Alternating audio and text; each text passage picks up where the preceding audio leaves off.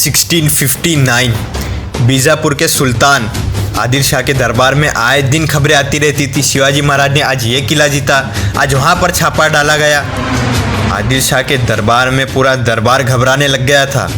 आदिल शाह की जो माँ थी, जिनका नाम था बड़ी बेगम, जो कि आदिल शाह की सगी माँ नहीं थी, सगे की ही तरह उससे प्यार करती थी। बड़ी बेगम कहती हैं, क्या करे इस शिवा का। आदिल शाह के दरबार में शिवाजी महाराज के पिताजी काम किया करते थे, शाहजी राजे।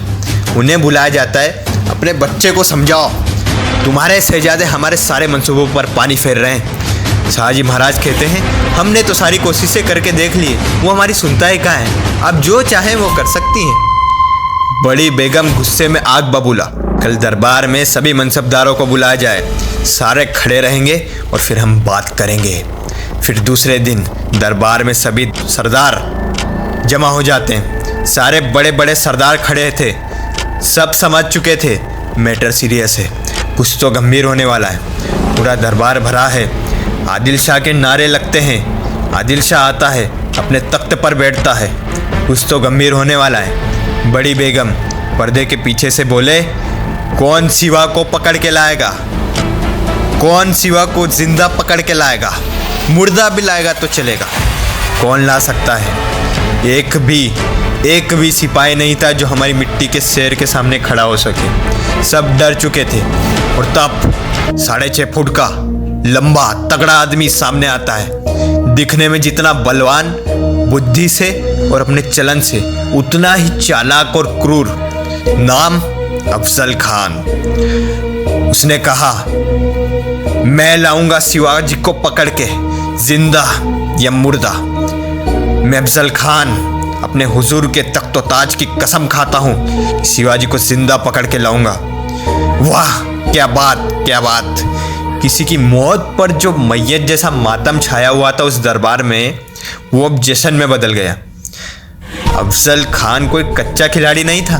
अपने दुश्मन को कभी भी कमज़ोर नहीं समझना चाहिए, और अफजल खान जैसे को तो बिल्कुल भी नहीं। सारे दुश्मन सोच रहे थे शिवाजी तो गया, बस अब अफजल खान सेना लेकर स्वराज्य को ख़त्म करने निकल पड़ा है। शिवाजी महाराज ने आज तक जितने भी किले जीते, सेना बनाई, लोगों को एकत्रित किया, उनके अंदर स्वराज्य की अग्नि प्रज्वलित करी कि वो सब एक क्षण में ख़त्म हो जाएगा।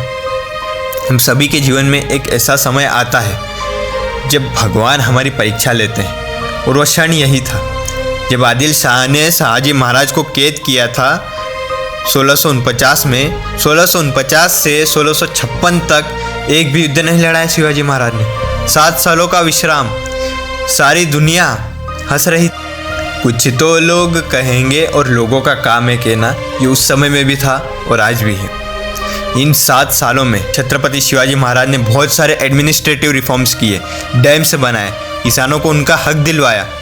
तो क्या स्वराज्य नहीं बच पाएगा? क्या अपने लक्ष्य को छोड़ना पड़ेगा? हिरण्यकश्यप जैसा दुश्मन द्वार पर खड़ा है। अफजल खान वो था जिसने औरंगजेब को कैद किया था। सिद्दी, अंग्रेज, कुतुब शाह, मुगल, पोर्तुगीज सब बस यही सोच रहे थे, शिवाजी तो गया, अब तो गए शिवाजी, अब तो गेम ओवर होगा। सभी की नजरें बस इन्हीं पर थी। अफजल खान निकल पड़ा है पूरी सेना लेकर, सोच रहा है स्वराज्य को जड़ से उखाकर खत्म कर दूंगा, शिवाजी के सारे किले अपने अंदर, मेरी वाहवाही होगी। बहुत घमंडी था दोस्तों अफजल खान। प्रतापगढ़ के पास शिवपट्टम नाम का एक गांव है। उस समय शिवाजी महाराज वहाँ थे, और खान ये जानता था कि पहाड़ों में जाना सुरक्षित नहीं है, और सह्याद्री में तो बिल्कुल भी नहीं, इतना आसान नहीं है वहाँ पर जाना। तो अफजल खान तुलजापुर गया, वहाँ माता तुलजा भवानी की मूर्ति को तोड़ता है।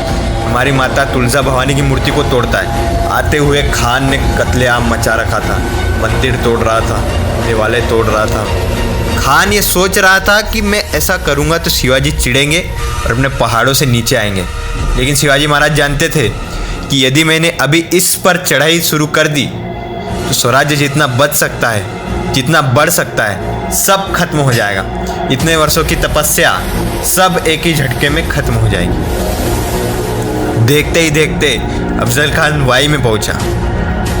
वाई का जो प्रदेश है, वहीं से ही महाबलेश्वर की पर्वतमाला शुरू होती है,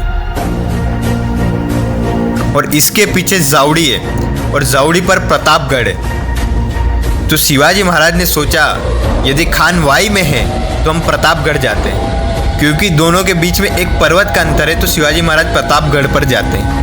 इतना सब कुछ घटित हो रहा था कि उम्र रही होगी शिवाजी महाराज की। जानते हो कितनी एज है? सिर्फ 29 साल। हमारे महाराज 6वीं संतान थे जीजा माता की। हमारे महाराज 6वीं संतान थे। जीजा माता ने अपने 5 संतानें खोई थी। 4 बच्चे जन्म लेते ही शांत हो गए थे। और शिवाजी महाराज के बड़े भाई संभाजी महाराज को भी इस अफजल खान ने धोखे से मारा था। आओ साहब शिवाजी महाराज को कहती हैं, जाओ राजे, मुझे खान का सर चाहिए। आखिरी संतान है हमारे महाराज। क्या सोच रही होगी वो, क्या करेज रहा होगा उन महान माता का। दोस्तों, यदि शिवाजी राजे जैसा राजा पैदा करना है तो पहले जीजा माता जैसी माँ चाहिए। शिवाजी महाराज प्रतापगढ़ पर पहुंचते हैं। अफजल खान की पूरी सेना पगला गई है, क्योंकि राजे की तरफ से कोई हलचल नहीं, कोई बातचीत नहीं, एक भी हरकत नहीं, कुछ नहीं। तभी खबर आई, अब अफजल खान का वकील खुद शिवाजी महाराज से बात करने स्वयं खुद प्रतापगढ़ पर आएगा। महाराज प्रतापगढ़ पे थे। ये सब हो ही रहा था कि उतने में खबर आती है कि छत्रपति शिवाजी महाराज की सबसे बड़ी रानी साईबाई उनका निधन हो जाता है। आप समझ रहे हो उनकी मनोस्थिति, जिनके साथ जीवन के सुख दुख के दिन देखे, आज जब इतना बड़ा शत्रु द्वार पर खड़ा है, भगवान ने उन्हें ही छीन लिया। भगवान भी उनकी परीक्षा ले रहे थे, लेकिन वो महापुरुष हार नहीं मानते, टूटते नहीं हैं। That's why we call him a legend. तो अफजल खान का वकील कृष्णा भास्कर कुलकर्णी आने वाला है। सब उत्सुक थे, क्योंकि यही तो प्लान था। समय बीतने तो कुछ तो हल निकलेगा। वकील आता है, बड़े ही शानो शौकत से उसका स्वागत किया जाता है। आओ कृष्णा जी, बैठो, क्या खबर लाए हो, बताओ।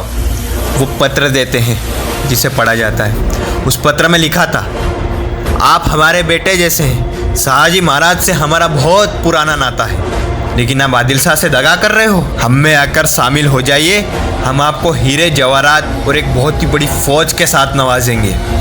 फिर शिवाजी महाराज कहते हैं, आप रात भर रुकिए, हम आपको कल उत्तर देंगे। फिर शिवाजी महाराज उत्तर देते हैं, चाचा जान अफजल खान, आप तो हमारे पिता के जैसे हैं, लेकिन मैं आपसे बहुत डरता हूँ।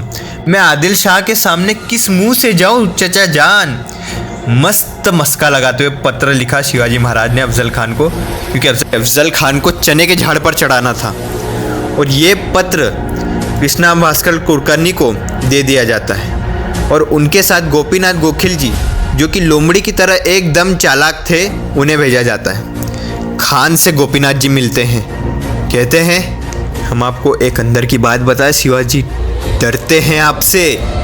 हम चाहें तो शिवाजी से आपकी face to face direct meeting fix करवा सकते हैं। खान कहता है, वो मानेगा? गोपीनाथ जी कहते हैं, बिल्कुल, बस आप जाउड़ी में आ जाइए। वो आपसे काफ़ी डरते हैं, वो यहाँ नहीं आएंगे आपसे मिलने। अब खान को पूरा विश्वास हो गया कि हमारे महाराज डर गए।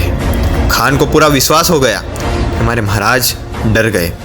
शिवाजी महाराज उसे चने के झाड़ पर चढ़ा रहे थे, क्योंकि खान घमंडी था और शिवाजी महाराज ये बात जानते थे। जब गोपीनाथ जी वापस आते हैं तो सारे देशमुख, सारे बांदल सभी अपनी सेना लेकर खड़े रहते हैं, तैयार थे। एक एक को काट डालेंगे, एक भी जिंदा वापस नहीं जाएगा। पूरी सेना तैयार है, अब होगा मुकाबला। अफजल खान को जाउड़ी में पहुंचने में 2 महीने लगते हैं, क्योंकि इतना बड़ा महाबलेश्वर का पर्वत चढ़ना है। और उस समय इतने वाहन भी नहीं थे। इतना बड़ा लश्कर हाथी घोड़े लेकर वो पर्वत चढ़ता है। सितंबर में ये सब हो रहा था, वो नवंबर में पहुंचता है। नवंबर आया, अफजल खान पहुंच गया।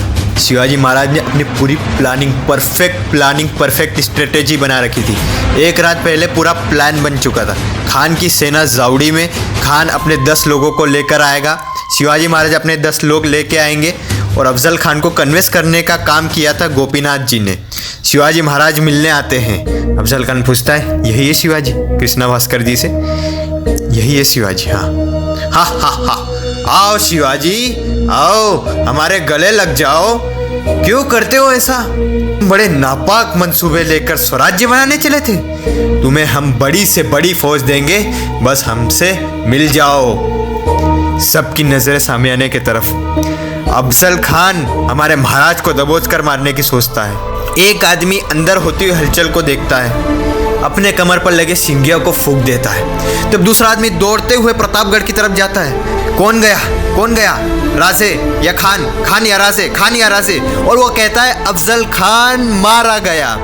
घर से तोप के गोले चलते हैं। तभी धरती का सीना फाड़कर आसमान को चीरते हुए मराठे आते हैं और खान की पूरी सेना को गाजर मूली की तरह काट देते हैं। क्या हुआ उस सामियाने में? तो अंग्रेज़ों, पुर्तगालियों, मुगलों, आदिल शाह, तुम सब का काल आ गया है। कलयुग के नरसिम्हा ने हिरण्यकश्यप का वध कर दिया है। आ गया, तुम सबका काल आ गया। क्या एक दिन में हो गया ये सब? 6 महीने तक शिवाजी महाराज प्रैक्टिस करते थे। उन्होंने अपनी खुराक तक बढ़ाई थी। दुनिया हंस रही थी। मेरे युवा साथियों, आज इस वीडियो से सबसे बड़ा लाइफ लेसन है, कुछ तो लोग कहेंगे और लोगों का काम है कहना। आप सिर्फ खुद को टाइम दो, 6 महीने हंसने दो दुनिया वालों को। तब तक के लिए जय शिवराय, जय श्री राम।